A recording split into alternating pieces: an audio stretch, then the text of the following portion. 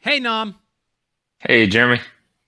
Kumite, kumite, kumite, Kumite, Kumite, kumite. Funny thing. Kumite. It's funny. It took a while to remember where that came from when I was a little bit older. Because Huh? honestly, to tell you the truth, it wasn't until a year ago when I finally watched this movie that you always talked about, and I forgot all about it. And I watched it last year, and I enjoyed it, and I can't wait to revisit it again to talk about it. But you decided to pull the trigger after you said, I'm going to leave it to you to do this movie as your pick, but you decided to go ahead and take it. So I'm going to ask you two questions.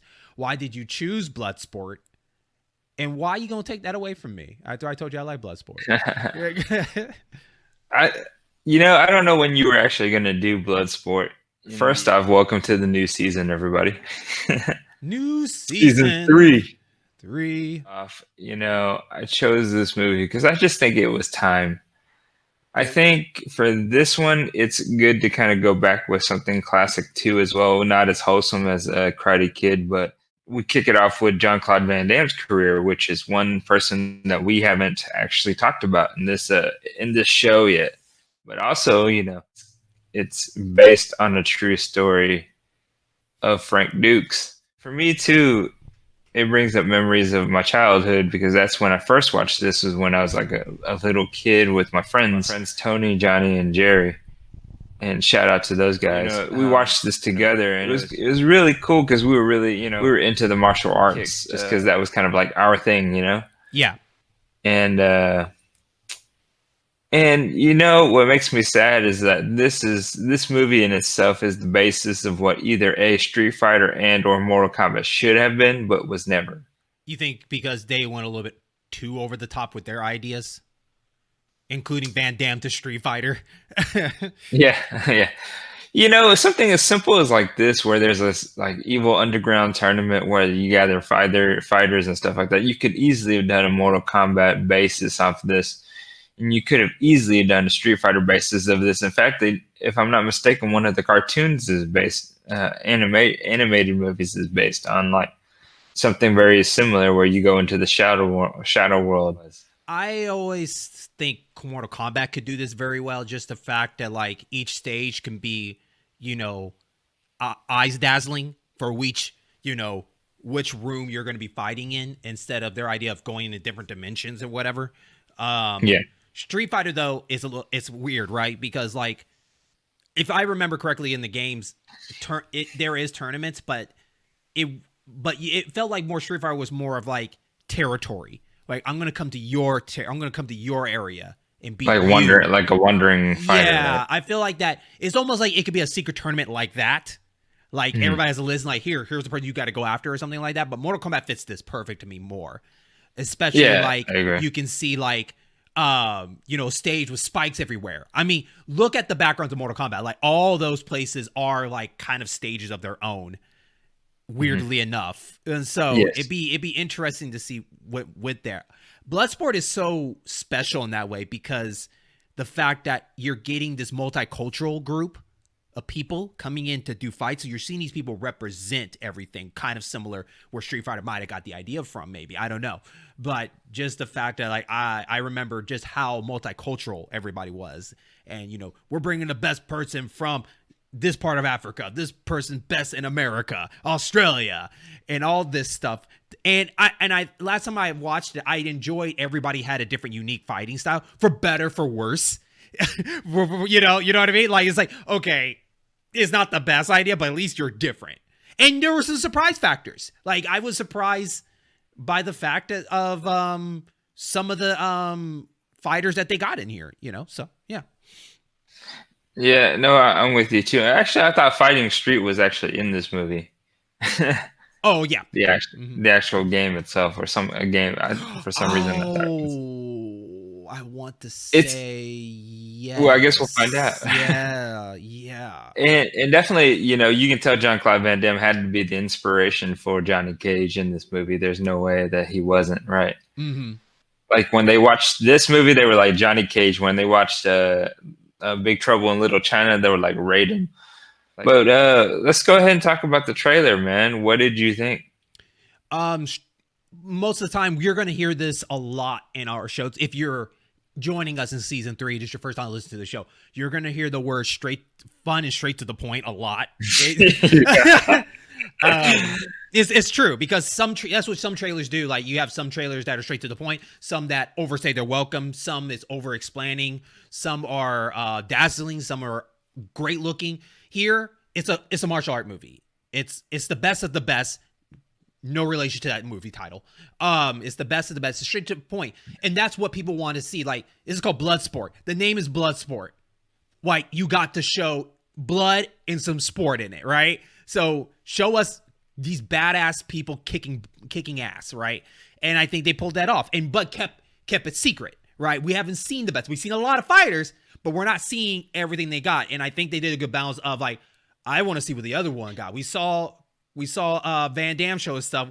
We saw Bulldog from Enter the Dragon in there. So, like, you got the two iconic people that you've seen them in, and then all these other ones. So I think it was pretty cool. I think they were showing a little bit of outside of the fighting, which is like, okay, cool. You know, a little bit of romance and here, because, you know, they got to bring the ladies in somehow. But this is straight martial arts, and I think they did a good job presenting that. Yeah, and I'm gonna go with simple. This trailer is very simple, and just to kind of continue on what Jeremy had to say, it is simple as in it showed you what it's gonna be, and it's Jean-Claude Van Damme, which is his second role, I think, his breakout role here. Of course, he was the end of the game boss before the end game boss here. Yeah. But you know, he's in this movie now. You get to see him. For all the women out there who want to check him out, you get to see his like abs, which I'll never have. His ability to do the splits, which I did back in like when I was 10 years old, taking martial arts, which I can never do now. Good for you. Ever. Good for you. I mean, he was the idol, right? So, you know, he was the idol for a lot of for little young Asian kids. Same thing with Bruce Lee and stuff. You know, you had to get that flexibility, and somehow it was a thing of honor. Right. From the trailer itself, you know, it sold me on what I'm looking for. What about you, Jeremy? I would love to do a revisit in theaters. Like, if it got re-put back in the theaters for like a classic showing, I would go. I think that would just be a fun room of people going in there just having fun for the movie for what it is. So yeah, I think the trailer is good. I would go see it in theaters. Most definitely. And we will catch you guys back after Jeremy's commercial break, and we will discuss the movie with you guys, and hopefully you guys will stick around and listen to what we have to say.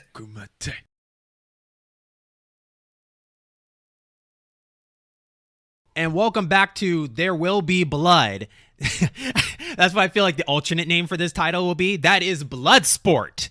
And we're back for our discussion. But of course, before we talk about blood being spilled and people getting ill, we got to let Nam tell us how well it did in the movie box office and such. Yes. So I'm going to do a rundown here for you guys to let you guys know a little bit more information about this movie. This movie was a rated R movie, which, if you can't tell with all the blood in this movie, definitely rated R. Definitely. Not so much the language, but more just the blood. Mm-hmm. So this movie released February 26, 1988. The movie was about 92 minutes of runtime, so an hour and 32 minutes. Had a budget of 1.5 to 2.3 million dollars and did 50 million in the box office. That's great. Yeah, for a fight movie, I think it did. I think it did pretty good. How'd you feel about the returning to this film again? What's your new look of this movie? I caught some things in this movie that I didn't catch before. Mm-hmm. More annoying than it was actually like a good thing. But you know, it was actually really good. I when I watched this movie again, it kind of brought back memories of my childhood, like I kind of figure it would. And it was exactly what I remembered it, for the most part, minus like some random sounds that I heard in this movie that I was just like, where the hell and why the hell is this in the movie? And I don't know if you heard it. I had to actually Google it. And it was actually one of my biggest dislikes of this movie. But there was a stupid, annoying meow sound, like a cat meow sound. Did I you know what hear you're it? talking about. I know what you're talking about. Yep. Yeah, I know what you're talking about. It was just I kind of let it be. it just kept going and going at the most awkward moments, and you were just like, why?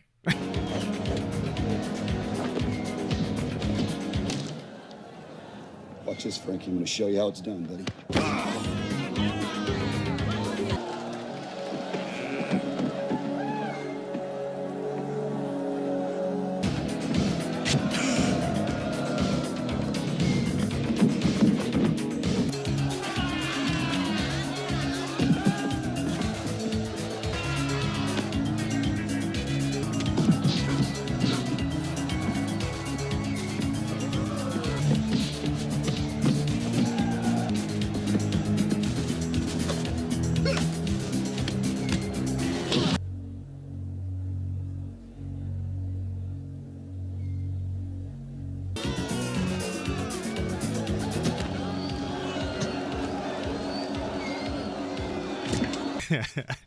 Where is this Trigun cat, and how can we put it out of its misery? But I think one of the things I will say about this film is it's a very fast-paced movie. Weirdly enough, after the first 15 minutes, then it just goes by fast. Because the first 15 minutes is, Frank Dux being trained. And that takes it, and it takes the first chunk of the first act. Then once he gets to, China, then it's smooth sailing. It just goes by quick.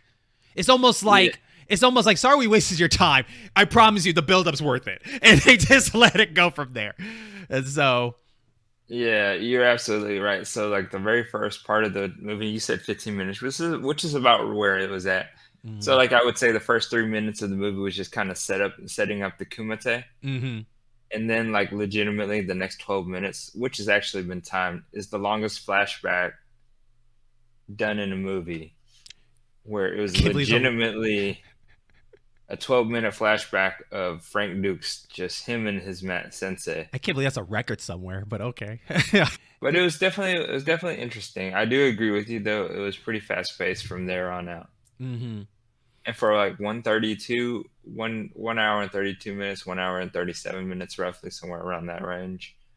That kind of hit the sweet spot for both of us too, because I think that wasn't too long and wasn't too short. Would you agree though? Because I feel like the movie didn't play out as an hour and a half. I feel like that's what they wanted to aim for, because you could definitely tell there were certain scenes I feel like that got cut short, especially in the fighting realm, to speed up the process, because there was a lot of fighters in there, and that's why we had the montage music playing like twice in the movie to kind of hurry up and speed up these rest of these fights, because there's even fighters that you thought you were going to see more, like Jackson. You thought he was going to fight more, but honestly, you only see him fight 3 times in the montage, one in his fight, and then the one fight from Lee Chung. So I feel like some of the fights did get cut. I'm not complaining that's a big deal, but you can definitely tell that it felt like that we want to make sure it stays in this time frame. We don't want to go over. So I feel like a lot of scenes got cut in the Kumite fight. I think, no, honestly, they did a good job of not showing what the actual the tournament was set up like. Mm-hmm. So we didn't actually know. So I mean, if Jackson ran into Kong Lee in the second round, which he could have, Mm-hmm. that was the end of his tournament, as you know, because no one fights Kong Lee and really kind of makes it. Mm-hmm. So I think they did a really good job of really not letting you know what the tournament setup was like, letting you know how many people Frank Dux has to go through, and they did that too in the Karate Kid, where they kind of showed the board, but you didn't really get to see it all the way through. Mm-hmm. So you didn't really know how many fights they actually had to go through just to get to the finals or whatnot. So I think you're right in that aspect, that they're purposely done.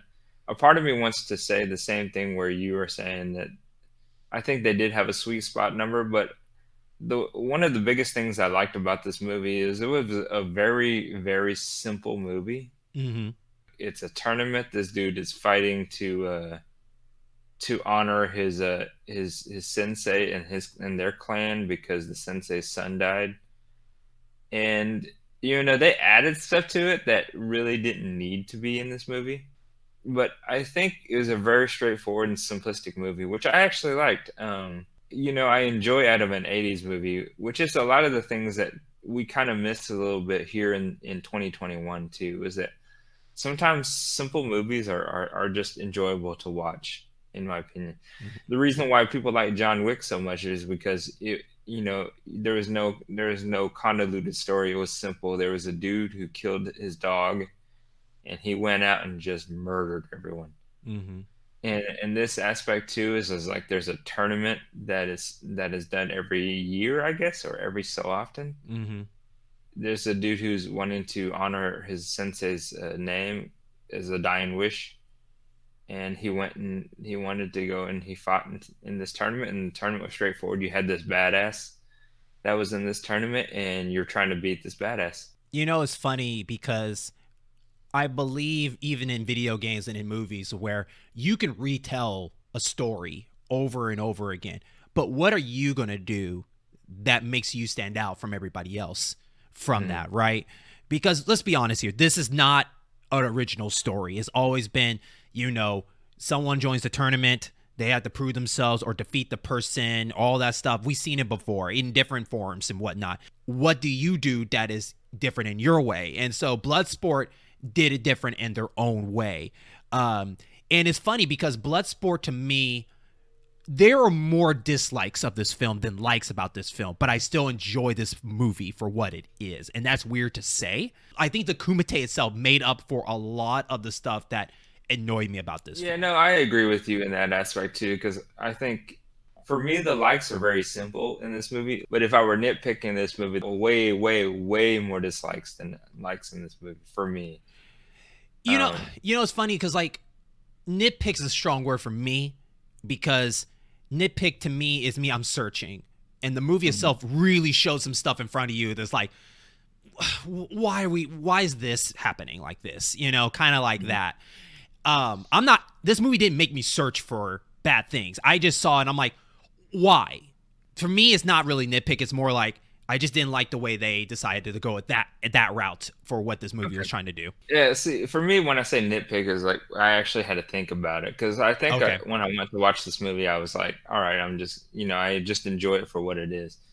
So I think our expectations when it comes to that, it changes a little bit when we do this. Like you and I sit in front and talk to each other about this, because we're asking to look for things that kind of stand out to us a lot more than what it did before. Mm-hmm. And for me, when I watched this movie originally, I was just like, I just enjoy it for what it was. I didn't think too much of it. That's probably why I never heard that stupid cat sound. Yeah. So what were some of the things you didn't like that you were talking about? The dislikes are hilarious. That's how entertaining this movie is, that the dislikes makes me upset but makes me laugh at the same time of like, why is this a thing? Like, this is so silly. Let's take this by the journey. From the beginning, after finding out that they broke a record of the longest flashback ever, new to me, there was a lot of stuff they could have cut out of that. For one, the acting in the beginning in this movie are not good. Let's get that out of the way. The acting in this movie, just the beginning. No. Let me say this. The reason why I say the beginning shoots out more because there's nothing going on.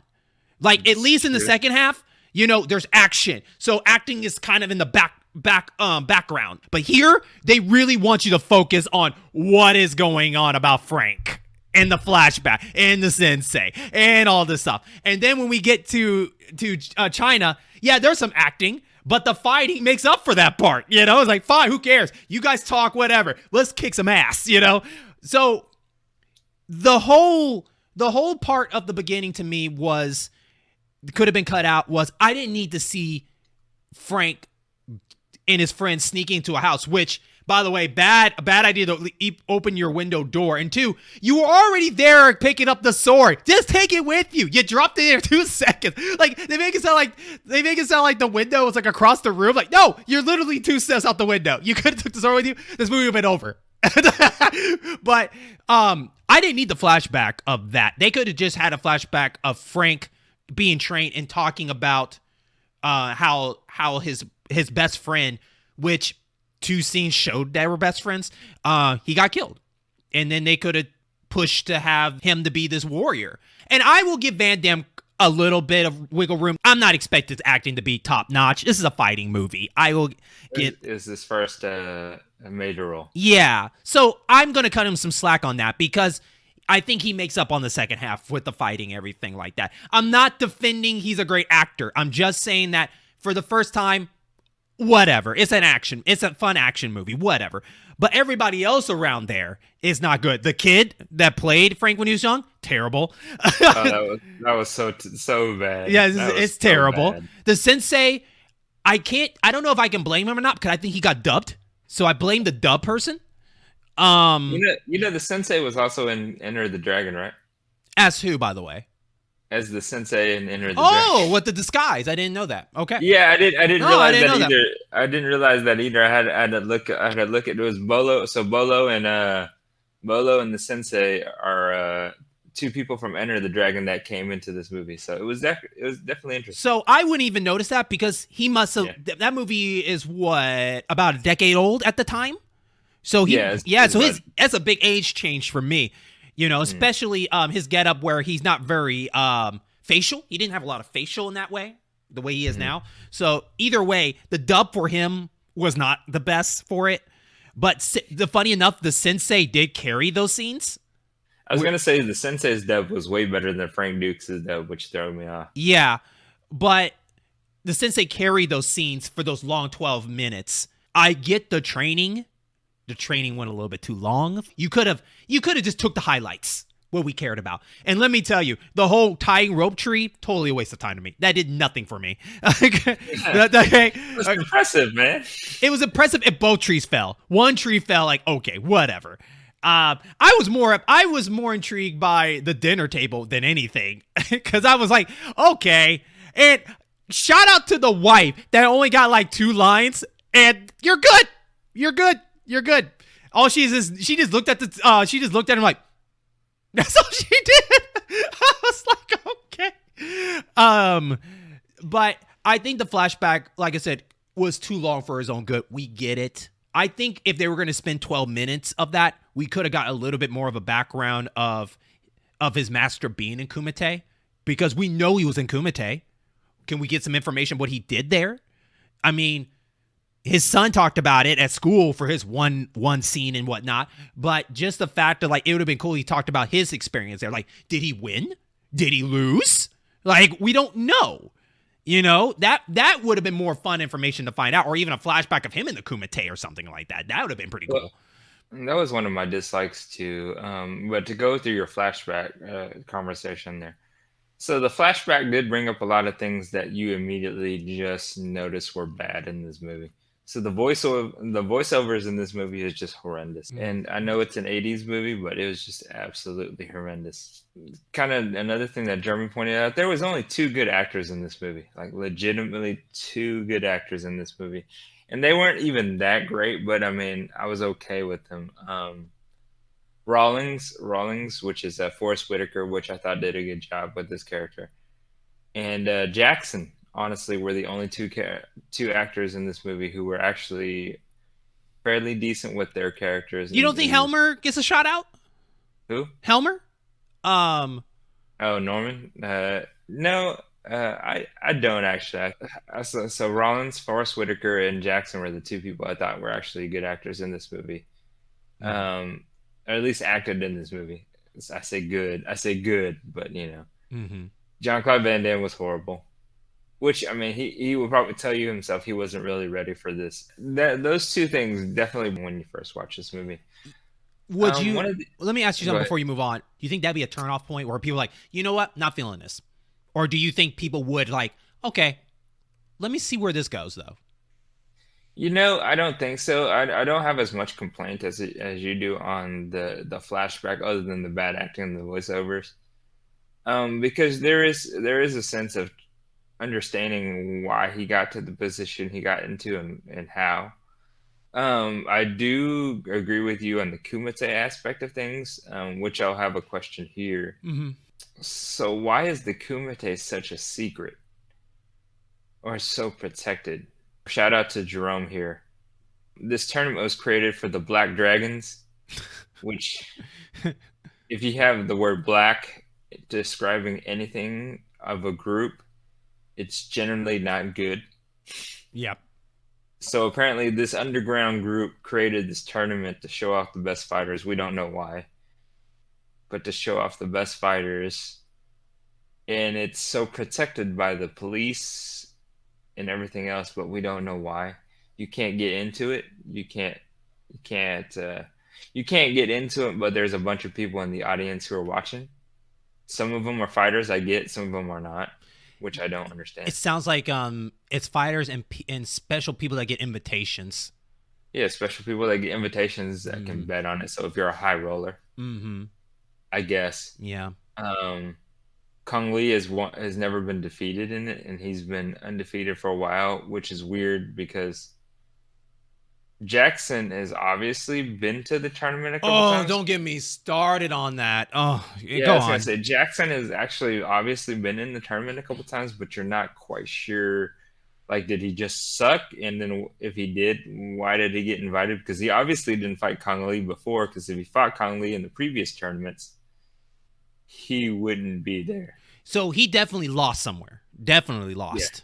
He definitely lost somewhere. Then the question is like, so they brought all these great fighters. Is he really one of the great fighters of America? I don't know. But why is the Kumite such a secret? Like, I don't understand. And they just say it's a sacred tournament. I can't defend that idea, but I think they were trying to illustrate that since it's so dangerous that people can die in it, that's why they're keeping it a secret, because the whole martial arts is in the opening, you can't do death, but here anything goes, which is funny because at the same time, I feel like they shame it. That was the inconsistency. I agree with you. They try to make it seem like they're shaming this, but they can't. There's no way that you can, because they've already established that Kong Lee killed someone in the previous tournament beforehand. So it's not like they're doing anything about the fact that he's killing people in this tournament too as well. Yeah, he didn't get expelled, and there was no story of him how he got back in. You know, they were very loose on people's backstories. You guys don't care. And obviously the cops don't care either, because, you know, they were there when that happened. So yeah, definitely there was definitely money involved, which it didn't get talked about at all. There's too many questions than answers, which it kind of hurts the movie if you cared to go to kind of, if you thought about it. If you thought about it, but at the same time, you know, anybody that watches this movie just wants to see who's going to make it to the end and not, kind of feel, right? So, you're just there to watch the fighting. You're just there to watch the fighting. Yeah, I think the Kumite itself was cool. I honestly, no lie, part of me didn't want the rule of ring out.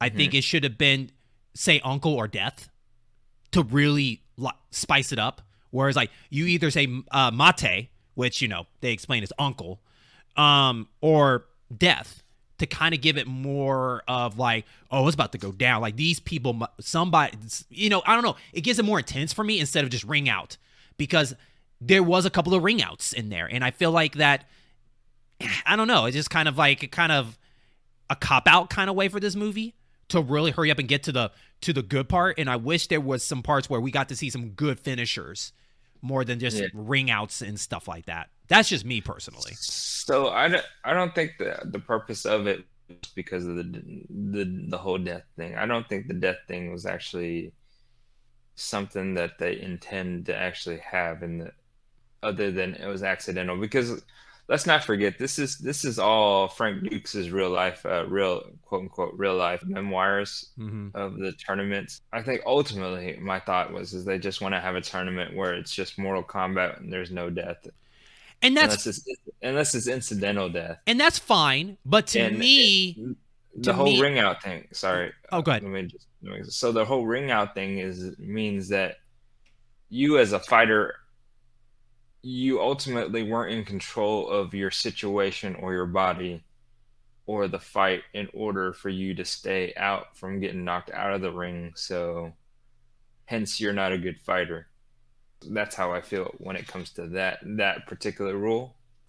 Because if you're trying to figure out who the best fighter of the world is, you're not going to allow yourself to get thrown out. You're not going to allow yourself to get kicked out or fought out or be so out of control that you would be in that situation. So I can see why that's there. I get it, but for entertainment wise, I would prefer the no ring out, either uncle or death, in my opinion. Because it feels like you could be outsmarted for a ring out, regardless if you're a good fighter or not, in that aspect. And especially for certain people, you can tell like big guys can easily lift a person and throw, no matter how strong they are. Now, granted, Frank, for the expense of fighting Mora, the big sumo guy named Mora, those big guys can easily pick him up and throw them. So, like, can easily be ruined for me. When Chung Lee was on, it was either you're going to say uncle or death. There was not going to be around. He was not going to let you leave the ring either. That kind of feel. And I feel like he's going to incapacitate you. Yeah, and I feel like that's the same way with Frank sometimes. I think Frank was more like, you come to me, but at the same time, I feel like he's not going to let you leave. There were some people in there I feel like they were not going to let you leave that ring regardless. Do you think necessarily going to the extreme of death, or do you think just being knocked out? Knocked out. Okay. Because I was going to say, I was like, death seems a little too extreme. It's like watching Mortal Kombat to me. No, that's what I was saying, either uncle or death. Like if a person refuses to say uncle and this guy accidentally kill you or something like that, trying to force you to say uncle, that's fine. But I'm not saying like my first mindset is straight kill that person. You know what I mean? That's why I was trying to emphasize. It's like, so for you, it's either to knock him out or to tap him out more or less. Yeah. It's kind of like what you would see right now in current UFC. Yeah. Yeah. There you go. Also, too, I got confused with the time because how the hell did they write the time so quick on those cards? Do they have cards for every second? You know? That's weird. 14 seconds. 12 seconds and 12 seconds and 14 nanoseconds. Like, how'd you guys write that so fast? Is there a card for each one of these? I get the new record. That could be there automatically. But that was a little confusing to me. Like, okay. It was better off they just say win. It's the Black Dragon. Don't judge them. I know, right? Right. Sorcery. It's all sorcery. But I think overall the Kumite was still entertaining. Did you like the way the layout of the stage is? Did you feel like that it could have been a little bit more, I don't know, dramatic or a little bit more cool looking, or you think it was just fine the way it was? Is there anything in that stage that could have been better for you or not? I really liked it. I actually really liked it. It was very gritty. It was very straightforward. It kind of had the convex shape to it, like a skater's half pipe in a way. Mm-hmm. So it gives you an opportunity to use like the angles and stuff like that, the ups and downs to gain better position. I liked it. Then it's of course the ability to get knocked out of the ring too. I think it was definitely unique. I like the setup too, except I think they should have gone a little bit more fun on the last final stage. This is the finals. Like, let's set it up nice for these last two, in some sort of way. I'm not talking about like a fancy new like table or anything. I'm just talking about like maybe something to kind of, I don't know, give it more of a moment. But then again, that's the least of his worries of that final fight, because that final fight to me was very disappointing to me. The Kong Lee and the Kong Lee and Frank Dux. That was a little disappointing. It was entertaining still, but it was disappointing at the same time. So, do you prefer the fighting in this movie, or do you prefer the fighting in Enter the Dragon? This compared to Enter the Dragon to this, there's more fighting in Bloodsport when it came to the tournament than Enter the Dragon at that moment. So. I think the difference between the two is that you have to see different styles in this one a lot more. Mm-hmm. But I think in Enter the Dragon, it was really cool to see Bruce Lee do his thing, but like you didn't really get to see the others do their things. Rupert and I forgot the Afro guy. Yeah. So Yeah, you didn't really. You mean you saw those two fight, but they didn't really have a certain style per se that really kind They of didn't get stuck along. out. They didn't get enough time to even do anything. So. Yeah, and to me, I felt that Bolo in this movie seemed a little bit more dominant Mm-hmm. as a villain. Mm-hmm. Even though he was good in the other one, but I felt like he was more menacing in this one, obviously. Well, they gave 'Cause him more of a spotlight, right? Like yeah, they built him up. Bolo only got one moment, and that was him just breaking every student's back. That's it. Yeah. So So you know, I think he was portrayed as a monster in this movie. Then eventually a monster who had a chink in his armor too as well. I am going to defend Chung Lee on certain stuff. Like, there is some stuff, but I want to get to him in a second because I do want to talk about some of the characters in the story outside of Frank that sucked. That sucked and annoyed me. And this is the part that this gets hilarious. First off, let's talk about the cops. I knew that was going to be one of your choices. Go ahead. Yeah, so I understand the reason why they exist. What I don't, say what? I don't. You don't? Okay. Mainly because of the military, they hired them to go get them, whatever. But my confusion of these two cops are their strategy. Like, why did you think this was the way to do it? In that way, they're worthless. You know, why did you think walking into the hotel to talk to him up front and threaten him with tasers was the best idea? Like, you would think that you would try to observe him and see where he goes or where this place is. Because you know why? Because at the end of it all, they made it to the Kumite.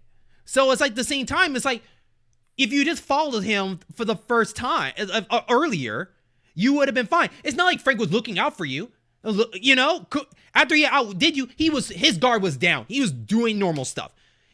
He went with Janice, went back to the hotel. You could have easily followed him, could have got him in that way. But your strategy didn't really make sense for that. And then getting the Japanese police involved, like, you didn't even need the Japanese police. That character shouldn't even exist in this movie. Like, the cop work should have been, let's follow him to see where this Kumite is. Because look, the way to get to Kumite, don't get me wrong, there's a couple of alleys, but with the way they were, you would have been okay. You would have found it. It's not like you took a secret bus that took you to a secret train to the secret place. It was like we just went down a couple of alleys and here it is. I feel like you and I traveling in China, we will accidentally walk into that if we walked into our alley. It's like, hey, what's this place? You know, it's not like hey, you want to see something cool kind of thing. It's more like, oh, is this a restaurant? Let's go in. Oh, there's fighting.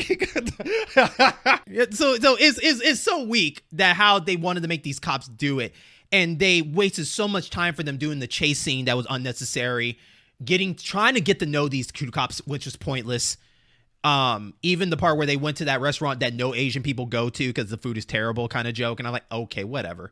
They were a waste of time. To tell you the truth, and I'm going to be totally honest with you. Even though I understand what they were doing, taking them out wouldn't even affect the movie. Yeah. So, it could have been just him going to the Kumite, fighting, and went back home. You know, I absolutely 110% agree with you because, like I said before, what I really liked about the movie was the simplicity of the movie.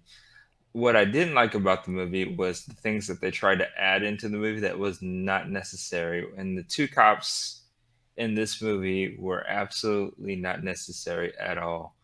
And I'm not even exactly sure on why they were trying to get Dukes and keep him so protected.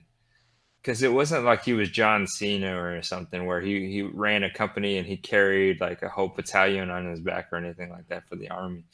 Like, they gave me no reason to understand why this one particular soldier who is on a leave that is approved can't do whatever he wants to do in this leave, you know? Mm-hmm. It's like they're like, we don't want you to get hurt because what?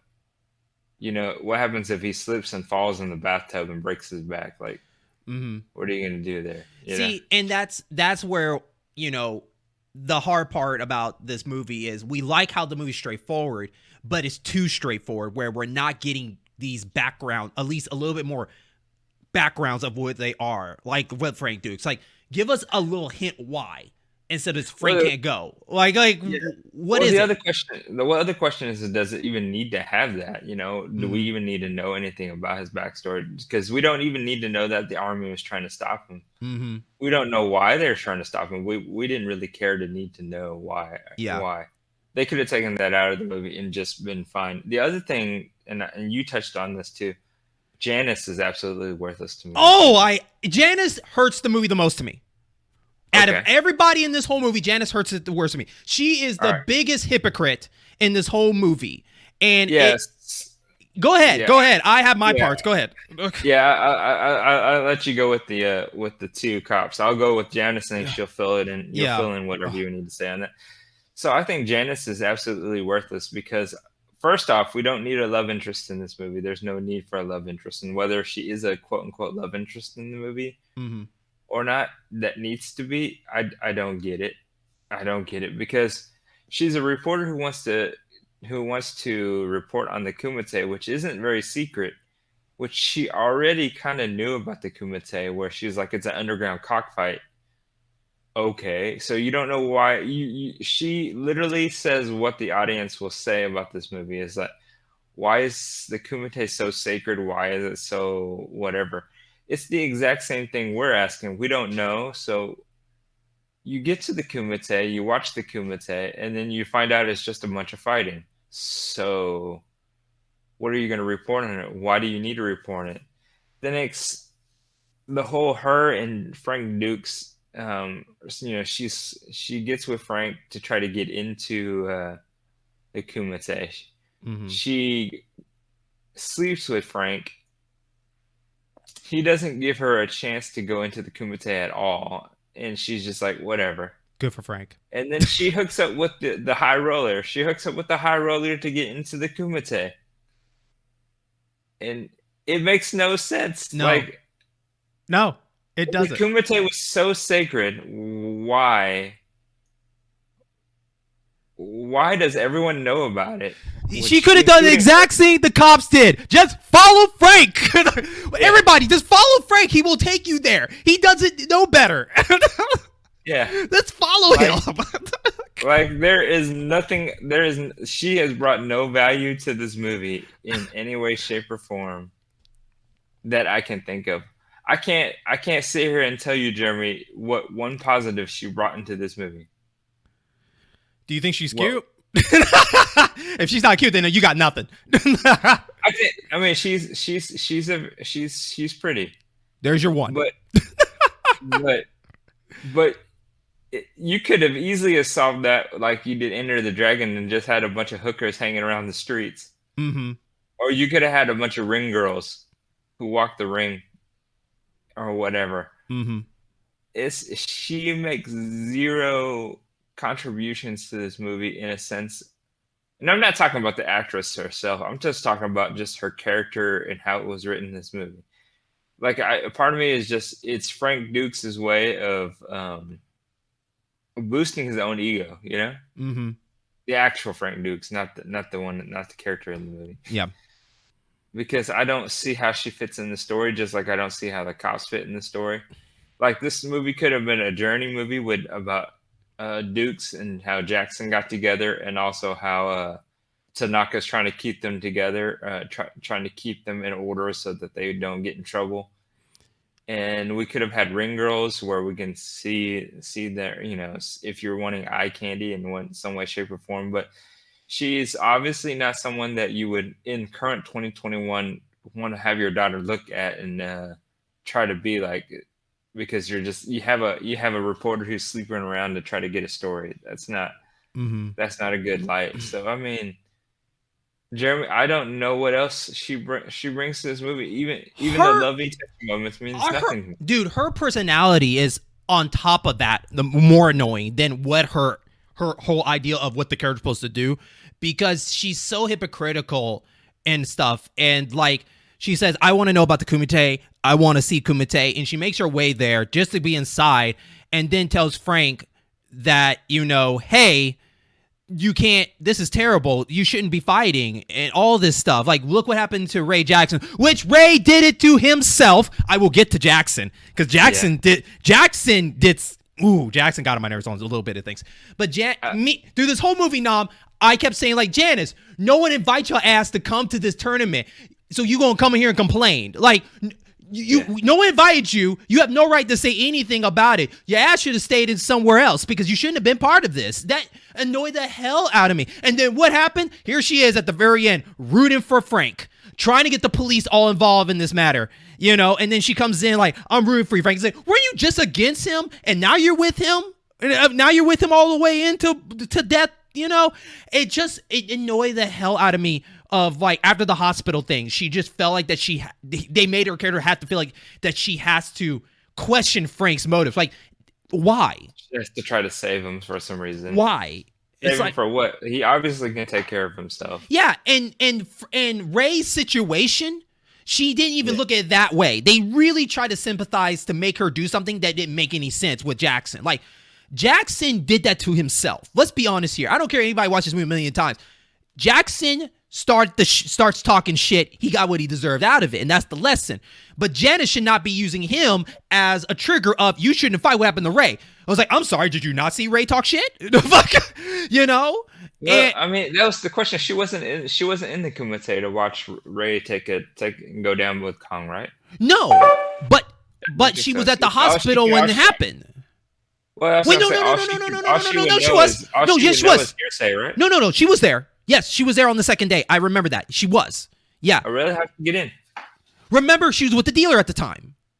And she had her outfit and everything like that. And that's when he started watching Frank and do all the fighting and everything like that. And that's when Ray got hurt, I believe. Now, I could be 100% wrong, but I remember she was in the second day and the third day. Okay. I would have sacrificed the cop and Janice with more time of the chemistry that is Frank and Jackson, along with other fighters, like having clashes with them. Because if I'm correct, were they all staying at the hotel? Yeah, Hassan and all them. Right there could have been some interesting, like him. I like the fact that him and Hoshin kind of got at it with Janice being the plot point. But then again, those who could have got at it without Janice. And that's what I wanted. I wanted Frank to get to know these fighters a little bit more. What about the kickboxer? I would have loved a little bit more information about the kickboxer. That guy was awesome. It would have been interesting to see little feuds happen outside of this. Then once you got to the actual Kumite itself, you get to see like a finish. That would be way more exciting. That would be more exciting just to see like them just talking crap to each other and whatnot. It would have bonded the movie a little bit more. Of like showing like, okay, these people do talk outside of the Kumite, and I love movies where fighters come back and talk to other fighters like, hey man, you were kind of sloppy on that last fight. You think you could take me on? That cheesy stuff. I love that kind of thing. And so I get it. Janice, to me, sadly enough, I think she's almost worse than the cops, because the cops you didn't see that much per se, but Janice just took the cake for me. And then you got Jackson. I like Jackson. Mm-hmm. I don't like this. I don't like how the movie was trying to get him to have sympathy for him, because he didn't. And this is where I'm going to defend Chung Lee for a second. So here's the thing. We know Jackson has been there in the tournament before, and he noticed that, Chung Lee had killed a guy. You heard the stories and whatnot. But here's the thing, though. Like, apparently he had beef with Chung Lee somewhere before, because after he won his first fight, he just straight up aimed his finger at Chung Lee like, yeah, you're next. And Chung Lee was like, who are you? Like, what? What did I do? Like, that's where it triggered. That's where I defend Chung Lee, because Chung Lee had to handle his business. Because it's like, look, you called me out. I didn't even care about who you were. You were nothing to me. And remember, Chung Lee was having a good time on the ring, everything like that. And then he called him out like, the hell, man? And then I love that Jackson thought it was a good idea that he thought he got him. And I'm like, I feel like Frank himself kind of threw Jackson under the bus of his storytelling. Like, yeah, Jackson hit him, thought he was down, and so he celebrated too early. And I'm like, oh, come on. You think, but the way if Jackson was fighting, you think he would just walk away from it easy, like, oh yeah, I downed Chung Lee. He didn't get down, he was on his knee. But whatever. And then the fact he got his butt whooped. But I love Chung-Li was, you know, he grabbed the bandana and he flossed it through Frank. And Frank had the nerve, right, to be upset after he warned Jackson, like, dude, keep an eye on his weakness and stuff. Like, so Jackson did it to himself. And I do not blame Chung-Li for what he had to do to Jackson. You know, Jackson, you gotta learn. So I just wanted to shout out Chung-Li. The reason why he was triggered in this movie, because you guys pushed him there. You pushed him there. He was fine. So, yeah, I will go with what you said. So the other two things I liked about this movie were Jackson and Chung-Li. By far, those two were the two in this movie that kind of helped me watch this movie continuously. Mm-hmm. I get where you're going with the whole Jackson thing. He did deserve it because that was his fault. Like you don't stop fighting until you actually knock the dude out. Mm-hmm. And especially a two-time champion like Chung-Li, who's never been defeated, who's killed 2 people, and who has basically just been a dominant force all the way across the board. If you down him, you need to keep going until he stops. No mercy. Yeah, no mercy. But, you know, it was kind of like I think it was kind of like a stab to the typical, like, arrogant American. Mm-hmm. Which, I mean, let's face it, first Jackson, it's like if I had him in a bar with me, and for some reason I got into a fight, I would want him on my side. So I absolutely liked he was arrogant and he didn't listen to Frank, you know, because he was confident in his fighting skills, which is, let's be honest, his fighting skills are just bar fighting, more or less. Mm-hmm. Brawler. He's a big brawler. He grossly underestimated Chung-Li. And I like the fact that he called out Chung-Li too, because you know, Chung-Li was number 1. And that would be what the American would do. Would be like, I got you. You can handle this. And, you know, for Chung-Li, you know, you get to see that little smirmy smile where it's just like, all right, you think you can take me, but I'm going to let you know. I'm going to put you out. You're going to catch these hands. You definitely got the sense that he just was probably unstoppable in the way he just kind of handled his business in and out of the Kumite.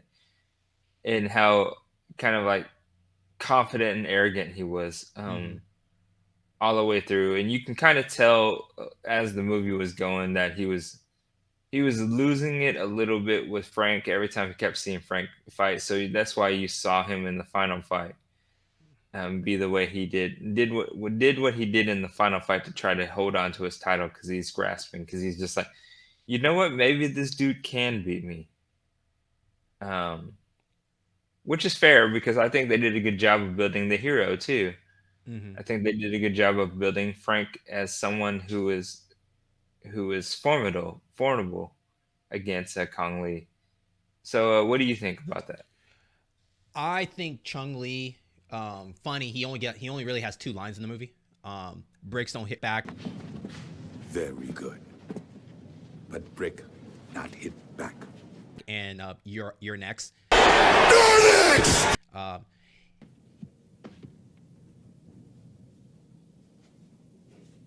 You are next. His body language and his approach really helped the movie. I loved when he was hyping up the crowd every time it was him. I love that, like, he does the whole wrestling, like up or down. What do you want? You know, you want me to hurt him? You want me to hurt him real bad, or you want me to kind of hurt him a little bit? You know, from smashing, like, breaking their face to their chest, breaking the leg or the bone sticking out. That's probably the most gruesome part of the whole movie. That's it. And it's not that bad, but that's probably where they got the R. But the fact that he did a good job every time he was on stage, like, it almost felt like he almost stole the show every time he was on stage, and that was good. You wanted that. You wanted him to steal more of the show in Frank, so Frank has that hidden buildup, right? And I loved him until the final battle. Now, I agree with you that he probably had that assumption, like, I could lose. But I feel like when they put him on the stage, he was already getting that mentality too quickly, where he's not fighting like himself. Like, I wish it was him fighting like himself, and then he starts slowly realizing, like, I can't win. Then sabotage him with the whatever stuff that he was hidden in his robe around his waist, right? But the moment they went in, he already felt like he was getting his butt whooped. And it was kind of disappointing looking like that, especially the way he was building up. Like he was really good of whooping everybody's butt really quick. And that's what I kind of question is like, was he good? Is he good at just trying to hurry up and get the fight over with? Because maybe that's his weakness, is that he can't do long fights. You know, those are just theories I was trying to think of with that. But overall, I feel like that his fight could have been a little bit better. I really wanted him to be on par, and then Chung Lee felt like he had no choice but to use it. But right at the beginning, he was already dodging, and he threw the ref in front of him twice, you know? And it's like, you never done that before, so why now? Like, show us that you have this built. You killed 2 people. Like, let me see it. Then let me see you lose, and let me see you use that as your last scapegoat. Which, by the way, from people from different angles, I'm pretty sure some people saw him pull it out and get ready to throw it in his face. Yeah. No, I felt like the final battle, it was fun for what it is, but I feel like they did not let Chung Lee fight the way I wanted him to fight coming into that. So Mike Tyson says, everyone goes in with a plan until they get hit. Yep. At least for Kung Lee, if he would have gotten hit and you can tell that it rocked him, then his facials can show that he was like, okay, this dude can actually beat me, because that really hurt, Mm-hmm. That would have been a little bit more interesting if they would have showed that progression of fighting, where, he came in there, this arrogant, strong dude, then he got rocked somehow, and then he was just like, okay, so I'm going to have to start, using the referees, start cheating to win. So I do agree with you. I do think there could have been a better progression with it, a better storytelling as far as that's concerned. Because, I did kind of feel that he was kind of a little quick to cheat. I know he was having his doubts before, but I mean, until you take that first punch or that first kick or something like that, that's when I think you can start to turn it for him a little bit more. It's crazy that I think the fight with the kickboxer was a lot more entertaining than that fight, especially when they were trading blows of the kicks. That fight there was a little bit more entertaining to me because they were just getting into it. Frank. Yeah, the TIE fighter. Yeah, the TIE fighter. And he was like, come on, boom. There was rotating. I was like, that's what I wanted. But with Lee, right? Them trading blows where they're just wearing each other out and like on their last breath. And then that's when Lee just like, I'm going to do what I got to do to hold this title, and then and all that stuff. Because I was thinking there was going to be more blood on that last fight, and I was very disappointed. There was not enough blood on that last fight. So the only thing bloody was Frank's face, because it looks like he was smoking crack on the stage. It was blood around his nose. He did a bit of blow to try to level up before he got to the fight. That's why his adrenaline was going. You're like, actually, what had happened is that he didn't do any blow, but Kung Lee threw cocaine in his face. That's probably who knows what that is. No one said what it was. I think it is cocaine. I'm calling it. It's cocaine. Yeah, that's the reason why he started not seeing, because not only did the cocaine get in his eyes, which you can understand that he can't see, but it got into his body and his nose too. So that's why his nose started bleeding and all this good stuff. I'm calling it. It's cocaine. Cocaine's hell of a drug. Cocaine? Yeah, cocaine. But it's funny that we talked about all these fights, and we'll be talking about more when we go into our war ceremony. But was there anything else in the movie you felt like you saw this thing one time and you never saw it again kind of moments? I think what I wish got full circle was a mention of his master talked about in Kumite. They talked about he was trained by him, but apparently no one knows who he is, I guess, in that way. Like, except the sponsor people, but no one's talking about like, oh, he's been trained by such and such. And no one has ever approached him like, yeah, your master was here years ago, Like, I wish I was kind of more in the full circle of talking about that. So I don't know if his master was someone that fought in the Kumite, or if they were just saying like his family line. Okay. Or his fight style in particular, was something that was represented. It could have been like because he had only passed that particular fight style, and that Denmark whatever was only passed from son to father, like for generations. So it could have been something that happened a while back whenever whenever it first conceived. Go into that at all, so we would have zero clue on that ordeal. And the only signature move that we know of is the Dimmock, is a way to actually prove that this is the style that was learned from. And obviously for Frank, he's white, and they're and all those guys are Asian, so they wouldn't believe that he was part of that clan to start with. So he did get his split punch. That came back in full circle. Actually, so we talked about this in the trailer, right? So I said I would be surprised that this Johnny Cage wasn't a homage to Frank Dux, and actually he was. It was said by according to John Tobias, that he was influenced by this movie to make Johnny Cage from Frank Dux. So good job connecting the dots. Yeah, so I didn't know that, but I just always assumed that he was. Which is interesting, because I say Raiden has to be from Big Trouble in Little China. Did you like the Kumite song? Yeah, I was gonna say another positive to this movie is the song. Absolutely, the Kumite song. Good they played montage. it like 5 times in this movie, but it was worth all 5 times. Now, are you ready to do the awards? Yeah, sure. So mine is the Back to the Future award. It is who is likely in this movie to come from the future. Okay.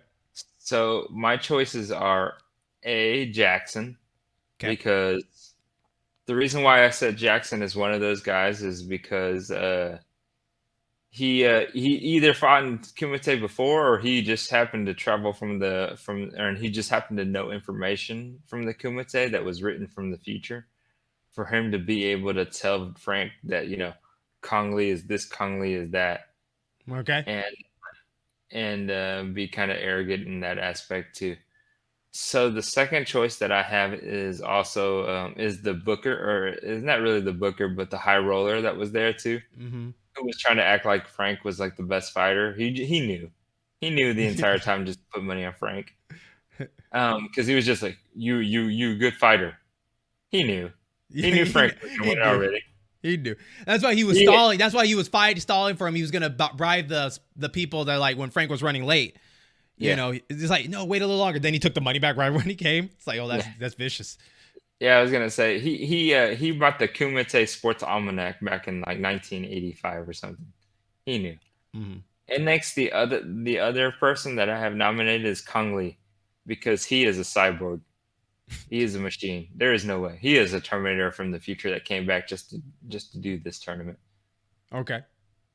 All right. Because he only says 2 lines, like you said. That's what robots would only do. I'm just saying. You're next. It's like we're gonna pre-program him with 2 lines. What are the 2 lines? Well, he does, like Frank Dux does the Dimmock back in the day. It's like, all right, we'll just say brick don't break back. What if he doesn't hit brick? It'll still make sense. It'll make sense, I promise. It'll make sense. It don't matter if he breaks a board. It's whatever. Yeah.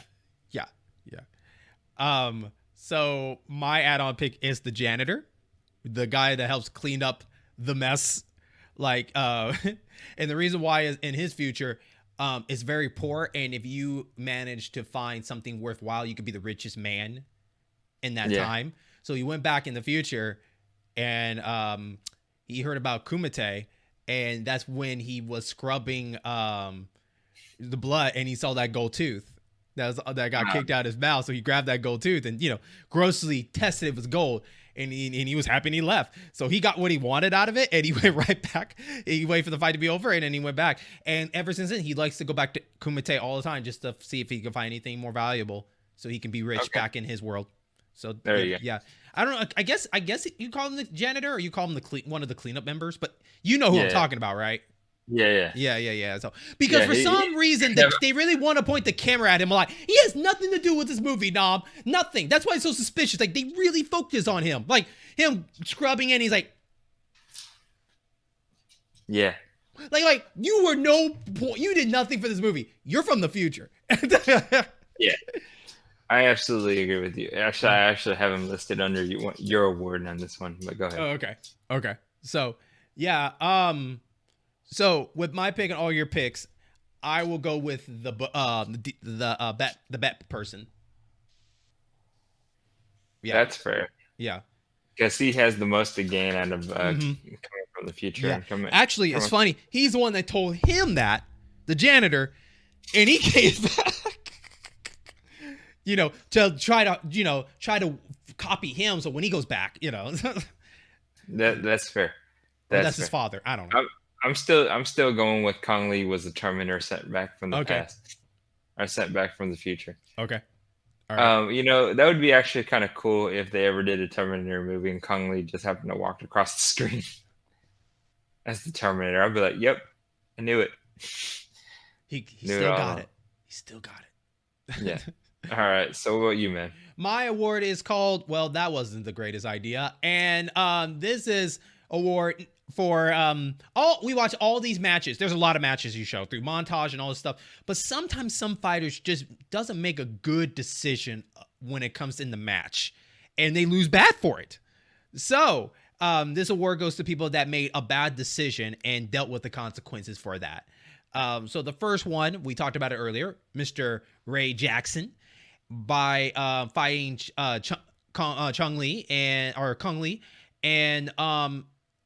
celebrated too early when he thought he knocked him out or down him.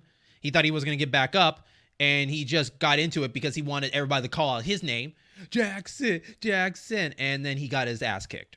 So number 2 is Sadia Hosen. Now, you probably recognize him in the scene where he was hassling Janice and they made a bet with a coin.